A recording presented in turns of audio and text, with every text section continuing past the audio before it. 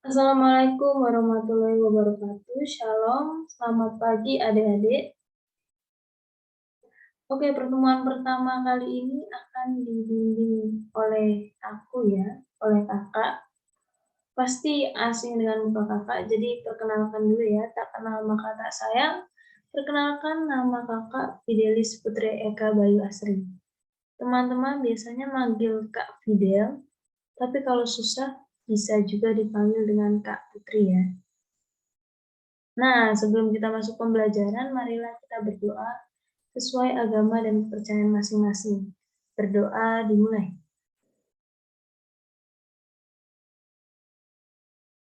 Berdoa selesai. Untuk hari ini karena kakak belum hafal muka dan nama kalian, kalian bisa presensi di link yang sudah kakak bagikan di kolom chat ya. Nanti kalian bisa mengisi nama, kelas, dan juga presensi hari ini. Boleh diisi sekarang, kakak tunggu. Oke, terima kasih pada adik-adik yang sudah mengisinya. Sekarang kita masuk saja langsung ke materi ya. Kakak akan menjelaskan sedikit mengenai materi hari ini. Siapa yang di sini tahu pepatah tentang membaca adalah jembatan ilmu? Karena dengan membaca, kita mengetahui hal yang sebelumnya tidak kita ketahui.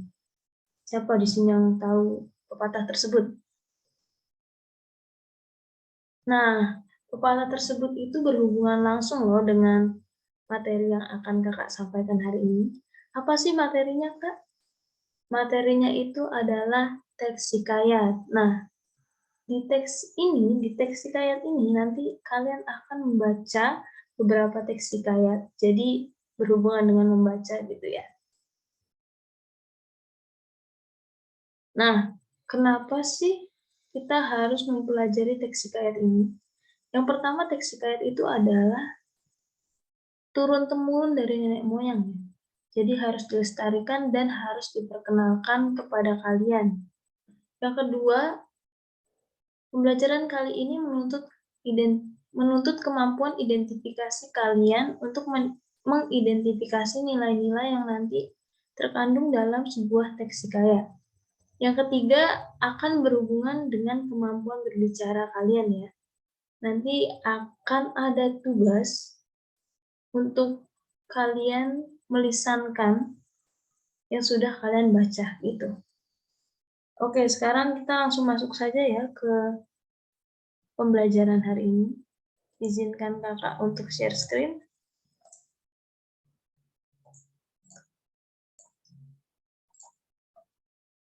Oke, sebentar.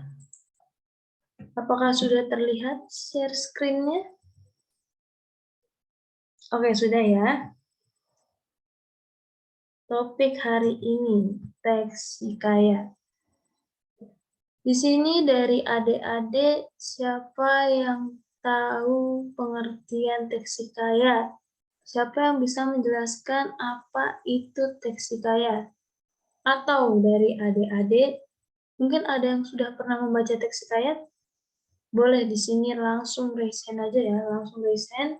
Atau boleh langsung open mic, langsung ngomong. Kak, saya bisa jawab, gitu. Langsung ngomong nggak apa-apa. Silahkan.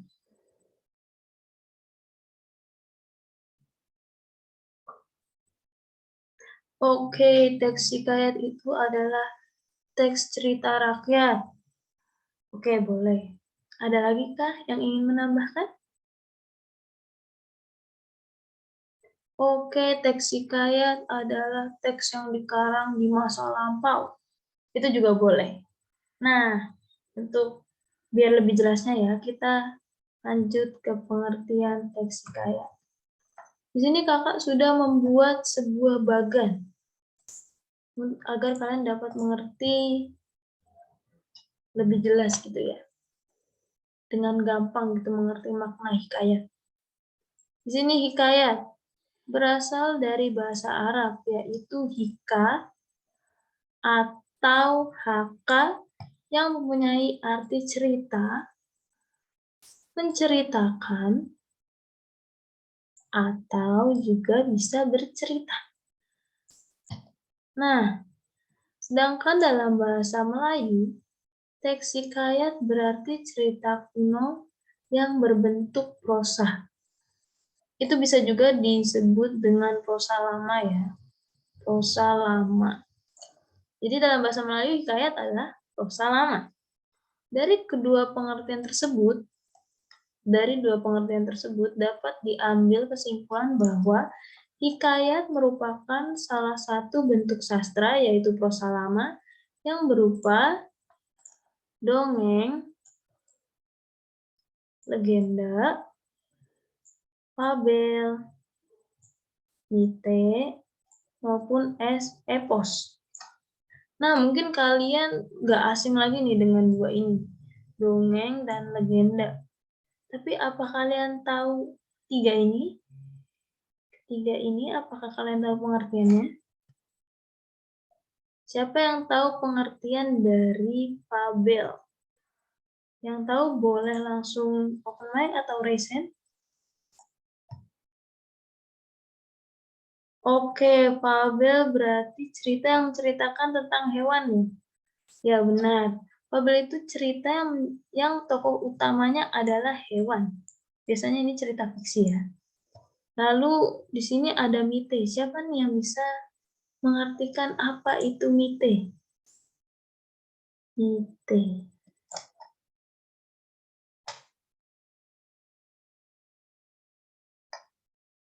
Oke, karena nggak ada, biar kakak aja yang jelasin ya. Mite itu adalah cerita yang dimana tokohnya adalah seorang dewa, dewi, atau orang-orang yang mempunyai kesaktian, gitu ya. Selanjutnya ada epos. Siapa yang bisa menjelaskan apa itu epos? Oke, karena nggak ada lagi, biar kakak jelaskan ya. Epos adalah cerita yang menceritakan tentang pahlawan. Pahlawan di sini itu bukan pahlawan nasional ya, bukan seperti Insinyur Soekarno, bukan seperti Muhammad Hatta. Bukan ya, jadi epos ini cerita pada masa lampau sekali gitu, mengenai pahlawan, cuma bukan pahlawan pada sejarah kita ya. Pahlawan di sini seperti kisahnya Mahabharata gitu, Mahabharata. Oke, mari kita lanjut ke slide berikutnya.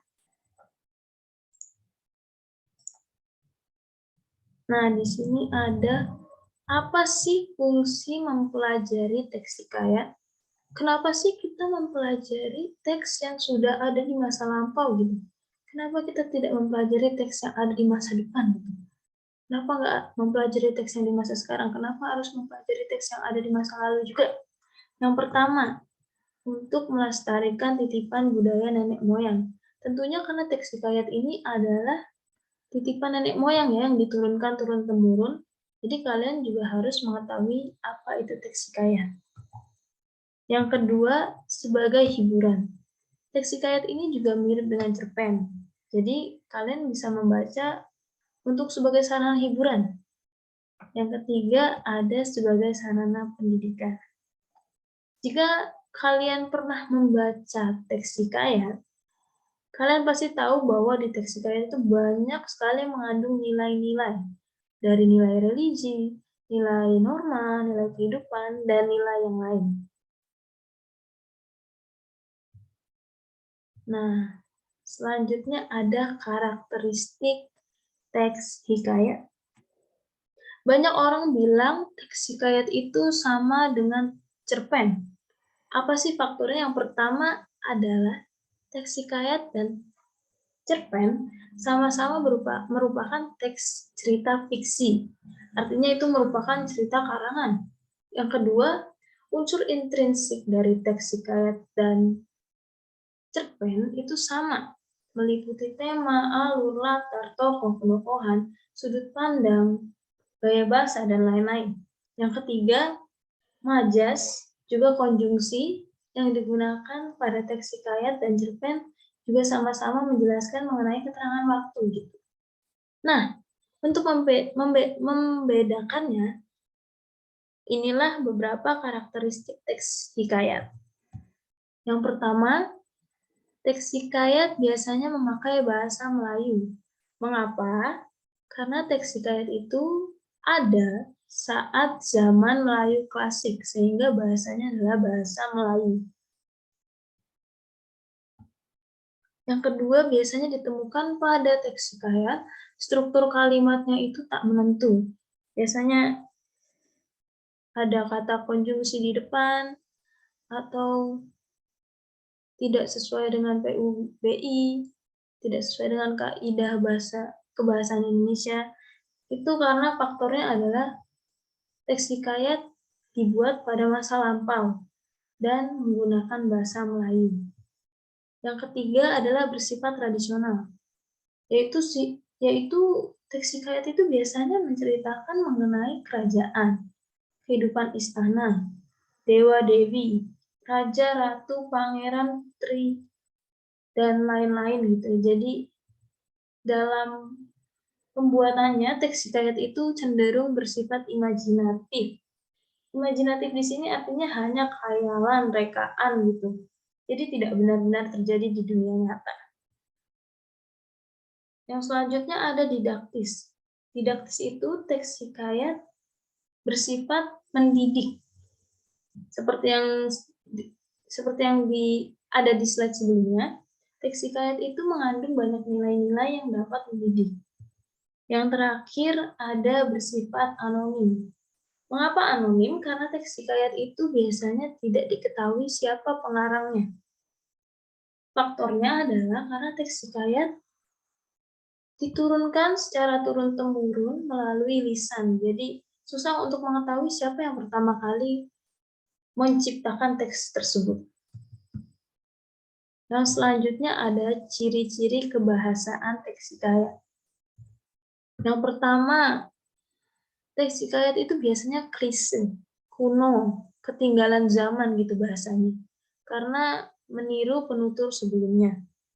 Yang kedua adalah teks hikayat banyak menggunakan bahasa kiasan. Artinya tidak secara gamblang menyebutkan maksud dari teks tersebut gitu.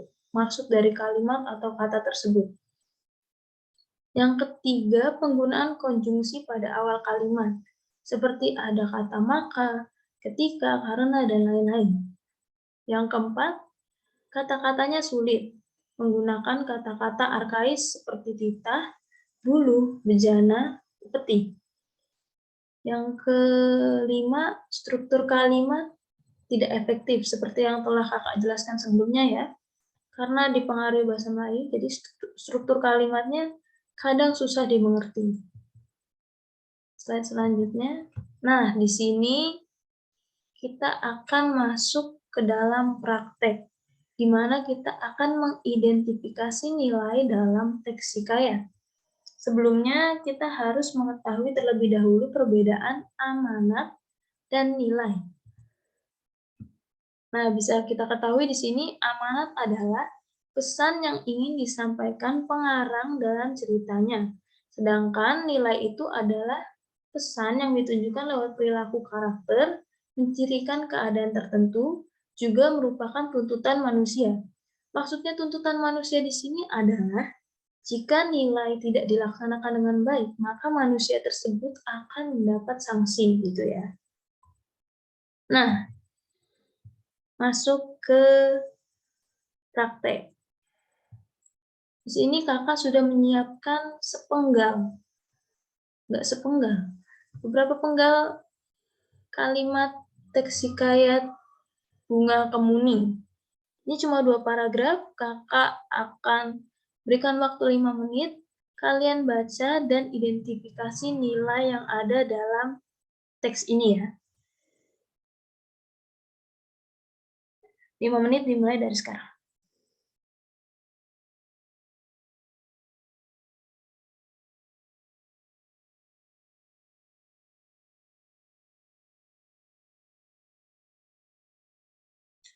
Oke, 5 menit berlalu. Siapa di sini yang ingin maju? Siapa yang ingin mengangkat tangan? Siapa yang sudah menemukan nilai yang terkandung dalam teks ini? Ayo boleh langsung saja, bisa on mic atau raise hand dulu kalau malu. Oke, siapa? Oke. Kamu ya, bisa dimulai. Dari mana? Tunjukkan dulu ya kalimatnya, setelah itu kamu nilai apa yang terkandung dalam nilai di dalam teks tersebut, kalimat tersebut.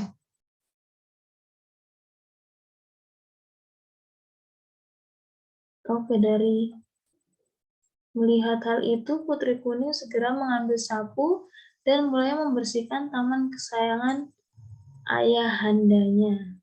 Termasuk apa? Termasuk nilai sosial. Oke, nilai sosial. Kenapa disebut seperti itu? Kenapa kamu menganggap ini adalah nilai sosial? Bisa dijelaskan? Oh, karena Putri Kuning itu mempunyai sifat membantu, ingin membantu ya? Membantu para inang. Oke, berarti Putri Kuning itu mencerminkan nilai sosial ya? Oke. Ada lagi? Siapa yang ingin mencoba lagi? Masih ada nilai yang dapat diidentifikasi di sini, silahkan.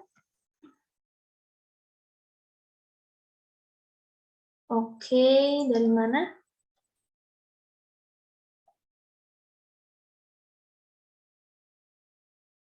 Malah mencemooh. Malah mencemooh. Pelayan.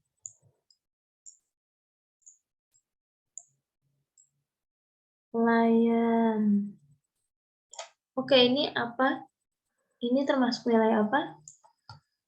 Nilai moral. Moral. Mengapa? Coba bisa dijelaskan mengapa ini adalah nilai moral? Oh, karena kakak-kakaknya mencemooh Putri Kuning yang membantu para inang dan menyebutnya pelayan. Oke, ya berarti kakak-kakaknya kurang moral ya. Oke. Oke, itu benar ya, ini benar. Oke. Tepuk tangan. Oke. Karena sudah benar ya, sudah bisa. Kita lanjut. Kita lanjut nih, ada hal yang menanti setelah ini. Nah, ini dia yang ditunggu-tunggu kan? Kakak memberikan kalian tugas sebagai refleksi hari ini ya. Jadi, tugas setelah pembelajaran hari ini adalah yang pertama, kalian harus membaca hikayat robohnya surau kami. Yang kedua, setelah kalian membaca, kalian mengidentifikasi, lalu menyusun nilai yang ditemukan dalam hikayat tersebut dalam teks eksposisi. Jadi kalian nilainya itu kalian susun dalam teks eksposisi. Setelah menyusun, nanti ada praktek lisan. Jadi kalian akan menceritakan secara singkat mengenai teks hikayat yang telah kalian baca, lalu teks eksposisi yang sudah kalian buat, kalian presentasikan juga. Nah, dalam penceritaan dan dalam pembuatan teks eksposisi, ada beberapa hal yang harus kalian perhatikan. Yang pertama, dalam penceritaan, kembali menggunakan bahasa kalian, kalian harus memperhatikan unsur intrinsik ya, jangan sampai terlewat. Yang pertama ada tema, kalian tentunya harus sesuai dengan tema hikayat yang sudah ditentukan ya, robohnya surau kami. Yang kedua ada tokoh, kalian harus menyebutkan tokoh yang berperan utama sebagai jalannya cerita dalam teks hikayat tersebut. Yang ketiga ada penokohan, kalian harus menyebutkan sifat tokoh dan apa efeknya terhadap jalan ceritanya. Yang keempat ada alur. Nah, kalian ini alurnya harus runtut ya. Harus sesuai dengan teks hikayat yang ada. Yang kelima ada latar. Kalian juga tidak boleh mengarang latarnya ya. Kalian harus sesuai dengan latar teks hikayat yang sudah ditentukan. Nah, yang terakhir ada nilai. Nilai ini kalian sampaikan dengan cara mempresentasikan teks eksposisi yang telah kalian buat. Jadi teks eksposisi itu mempunyai struktur. Yang pertama adalah tesis. Di sini kalian bisa mengisi tesis dengan nilai yang sudah kalian identifikasi. Lalu nilai itu kalian sesuaikan dengan kehidupan saat ini. Maksudnya contohnya seperti kita adalah umat beragama, jadi kita harus berdoa pada Tuhan. Itu merupakan sebuah tesis. Nah, dari tesis tersebut kalian berikan argumen. Argumen kalian itu sebuah pendapat mengenai nilai yang sudah kalian identifikasi. Apakah nilai tersebut berpengaruh pada kehidupan manusia? Apakah nilai tersebut masih ada sampai sekarang? Dan lain-lain. Yang terakhir adalah pernyataan ulang yang merupakan kesimpulan yang dibuat oleh kalian. Itu ya. Nah, apakah ada pertanyaan? Silakan yang mau bertanya boleh angkat tangan, boleh raise hand, boleh langsung open mic juga nggak apa-apa. Untuk pengumpulan nanti di Google Drive ya, jadi kalian membuat teks eksposisi di Google Drive, di Word, nanti kalian kumpulkan di Google Drive.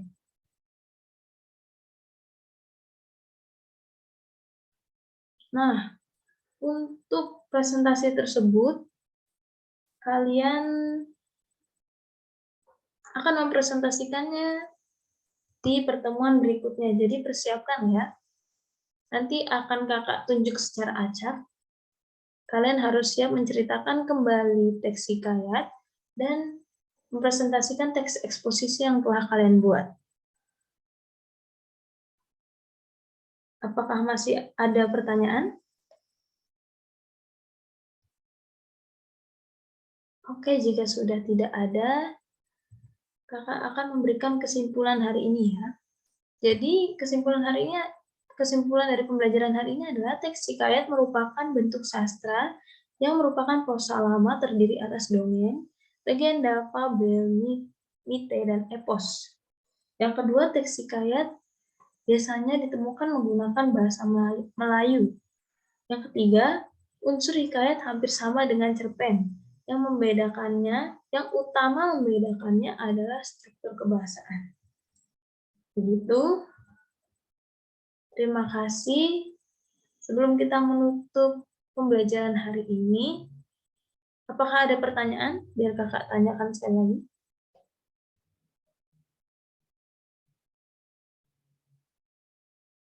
Baiklah, kalau tidak ada, mari kita berdoa menurut agama dan kepercayaan masing-masing.